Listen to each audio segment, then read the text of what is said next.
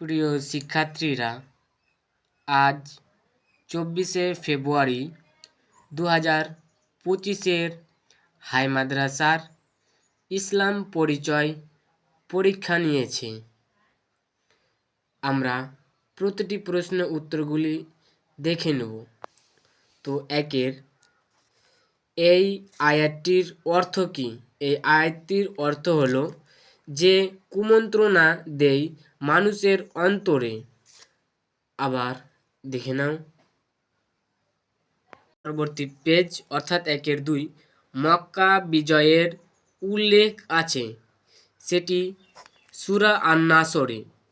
আবার পরবর্তী প্রশ্ন 1-3, যে 4টি কাজ করলে মানুষ ক্ষতিগ্রস্ত হবে না বলে সূরা আসরের ঘোষণা দেওয়া হয়েছে, সেই 4টি কাজ হলো কি? সেটি বিশ্বাস স্থাপন, সত্য কাজ সম্পাদন, পরস্পরের সত্যের উদ্দেশ্য ও ধৈর্যের উপদেশ প্রদান। আবার দেখে নাও পরবর্তী প্রশ্ন 2-1,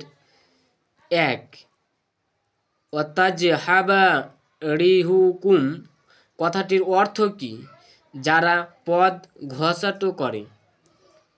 আবার 2-2, আল মাসাকিন বলে কাদের কথা বলা হয়েছে? সাধারণ মানুষদের কথা বলা হয়েছে। আবার 2-3, সূরা নাসর এর বর্ণিত তাওয়াবান শব্দের অর্থ কি? নিশ্চিত তিনি ক্ষমাশীল, অথবা নিশ্চয় তিনি ক্ষমাশীল। আবার 2-4, ইখওয়ানাস সায়াতিন কাদের বলা হয়েছে? জয়লাভদের বলা হয়েছে। আবার পরবর্তী পেজ, অর্থাৎ 3-1 দেখে নাও 2 নম্বরের। যে সমস্ত শিক্ষার্থীরা আমার ভিডিও দেখছো, অবশ্যই চ্যানেলটিতে সাবস্ক্রাইব করে রাখুন। পরবর্তী পেজ, তোমাদের বিভাগ খ অংশের হাদিস থেকে তোমাদের 10 নম্বর। 5-1, যে সমস্ত হাদিসের সনদ কোনো হাদিস সাহাবী পর্যন্ত পৌঁছে তাকে কি বলে? সেটা হবে মাওকুফ হাদিস। আমি যেগুলো প্রশ্ন উত্তরগুলি রাইট দিচ্ছি ওগুলো দেখবেন। আবার 5-2, হাদিস শব্দের অর্থ কি? তোমরা তো জানো, কথা বা বাণী।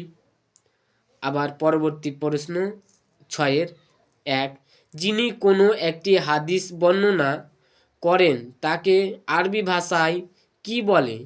রাবি বলা হয়। আবার 6-2, যে হাদিসের মূল ভাবটি স্বয়ং আল্লাহ তাআলার এবং রাসূলুল্লাহ সাল্লাল্লাহু আলাইহি ওয়াসাল্লাম নিজের ভাষায় তা উম্মতকে পরিবেশন করেছেন, এবং এমন হাদিসকে কি বলে? কুদ্দুসি বলে। আবার পরবর্তী পেজ, অর্থাৎ 6-3, মহানবী সাল্লাল্লাহু এর বাণী, কর্ম ও তার মৌল সম্মিতিকে শরিয়াতের পরিভাষার কি বলে? হাদিস বলে। আবার পরবর্তী প্রশ্ন 6-4, ওয়াতুল আজির বলে কি বোঝানো হয়েছে?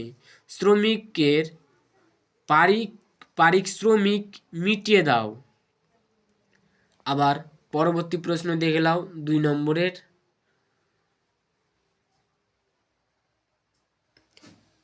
আবার বিভাগ গ অংশের আকাইদ থেকে তোমাদের এখানে মার্ক 10। 8-1, আল কাদিমু আল্লাহ তাআলার এই সিফাতটি কি? সেটি সিফাতে জাতিয়া। পরবর্তী পেজ 6-8-2, এই শব্দের অর্থ কি? সর্বশ্রোতা। আবার 8-3, আল্লাহ তাআলার যে সিফাতগুলি তার কাজের সঙ্গে সম্পর্কযুক্ত সেগুলিকে বলে সিফাতে ফেলিয়া। আবার পরবর্তী প্রশ্ন 9-1, আল্লাহ পাকের গুণাবলী সমূহ কয় ভাগে ভাগ করে? 2 ভাগে ভাগ করে। আবার 9-1-2, এই সিফাতটি স্থায়ীভাবে কার জন্য প্রযোজ্য? সিফাতে ফেলিয়ার জন্য প্রযোজ্য। আবার 9-1-4 এই শব্দটি আল্লাহ পাকের কোন সিফাত? সিফাতে ফেলিয়া। আবার পরবর্তী পেজ 7 দেখে নাও 2 নম্বরের। আবার বিভাগ ঘ অংশের ফিকা থেকে তোমাদের 28 নম্বর আসবে। 10-1 নামাজের প্রতি রাকাত সূরা ফাতিহা পড়া ওয়াজিব। আবার 10-2 ইচ্ছাকৃতি বা ভুল বশত নামাজের কোন একটি রুকুন ছেড়ে দেয়? রুকু ছেড়ে গেলে কি হবে? সেটি হবে অপশন 2 ওয়াজিব। আবার না সরি, সেটি অপশন হবে সাহু সিজদার প্রযোজ্য হয়। আবার পরবর্তী 3 শরিয়াতের পরিভাষার কোন বিষয়ের মৌলিক অঙ্গ যা দলিল সহ প্রমাণিত ও সন্দেহ ঊর্ধ্বে তাকে বলে কি? রুকু। পেজ 8 10-4 ওয়াজিব ও ফরজ ছাড়া যে সমস্ত কাজ নবী সাল্লাল্লাহু নামাজের মধ্যে করেছেন এবং নির্দেশ দিয়েছেন সেগুলিকে বলে নামাজের সুন্নাত। আবার 11 দাগের মাগরিব এর নামাজ ফরজ সুন্নাত ও নফল মিলে মোট কত রাকাত? 7 রাকাত। আবার 11-2 জামাত শব্দের আবিধানিক অর্থ কি? সম্মিলিত হওয়া। আবার পরবর্তী 11-5 স্ত্রী লোকের কাফনের জন্য কয়টি কাপড় দেওয়া হয়? সুন্নাত 5টি।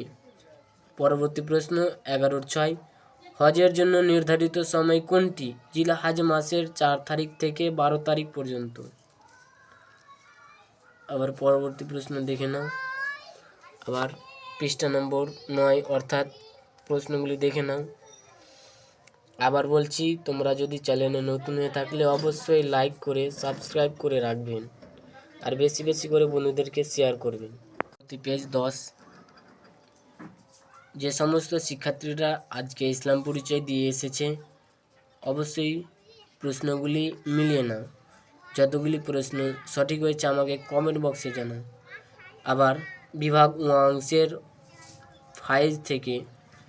ফারাইজ থেকে তোমাদের 8 নম্বর 13-1 এই ইলমুল ফারাইজ কথাটির অর্থ ফারাইজ বিদ্যা। আবার 13-2 ইসলামী উত্তরাধিকারী আইন আসহাবুল ফুরুজ বলে সংস্কৃতি ওয়ারিসদের মোট সংখ্যা 12 জন ওয়ারিস। আবার পরবর্তী পেজ অর্থাৎ 11 দাগের 11 নম্বর পেজ। আবার 14-1 তক্ত সম্পত্তিকে মৃত্যু ব্যক্তির প্রধান কয়টি হক বা অধিকার থাকে? 4টি। আবার 14-1-2 ইলমুল ফারাইজ কোন বিদ্যাকে বলে? ফারাইজ বিদ্যাকে বলা হয়। আবার পরবর্তী প্রশ্নগুলি দেখে নাও। আবার অঙ্ক দেখে নাও। পরবর্তী পেজ 12 নম্বরের অঙ্কগুলি দেখে নাও। আবার বিভাগ চ অংশের মুসলিম বুদ্ধিজীবীদের অবদান এখান থেকে 8 নম্বর 15-1 সঠিক উত্তরটি নির্বাচন করো। 15-1 পদার্থ বিজ্ঞান যার শ্রেষ্ঠ অবদান 18টি মূলবান পাথর ও ধাতুর অপেক্ষিক গুরুত্ব নির্ণয় তিনি হলেন আল বিরুনি। আবার 15-1-2 তিনি মিসাইল তৈরি করেন আবার উদ্যানও রচনা করেন কথাটি কার বলা হয়েছে? এটি এপিজে আব্দুল কালাম আজাদ। আবার পরবর্তী পেজ 13 দেখে নাও। 15-2-1 সমগ্র মধ্যযুগ অ্যারিস্টটলীয় দর্শনের সর্বশ্রেষ্ঠ ব্যাখ্যাকার কে ছিলেন?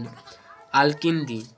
আবার পরবর্তী প্রশ্ন 15-2-3 আব্দুল সালাম অভিভিক্ত পাঞ্জাবের কোন শহর জন্মগ্রহণ করেন? জাহার শহর। আবার পরবর্তী প্রশ্ন 2 নম্বরে দেখে নাও। আবার পরবর্তী প্রশ্ন বিভাগ 6 অংশের এখান থেকে 8 মার্কের 16-1 যাহারা নিজের সমাজকে উদ্ধার করতে পারিতেছে না তাহার দেশোদ্ধার কিরূপ করিবে উক্তিটি? সেটি ডক্টর মুহাম্মদ শহীদুল্লাহ।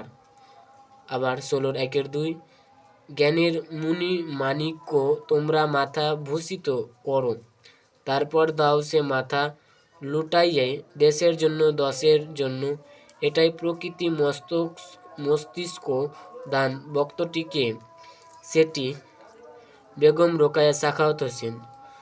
পরবর্তী প্রশ্ন দেখে নাও আবার পেজ নম্বর 15/16 জন্মের সময় মৌলানা আবুল কালাম আজাদের কি নাম রাখা হয়েছিল?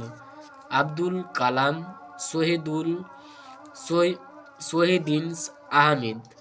আবার 16/2 ফর ইন্ডিয়া অ্যান্ড ইসলাম গ্রন্থটি লেখক কে? রেজাউল করিম। আবার 16/3 খালি কথা কথা কথা, কথায় জগৎ ভুলে না, জগৎ কাজ চায়, বক্তাটি কার? বেগম রোকাইয়া। পরবর্তী প্রশ্ন দেখে নাও 2 নম্বরের।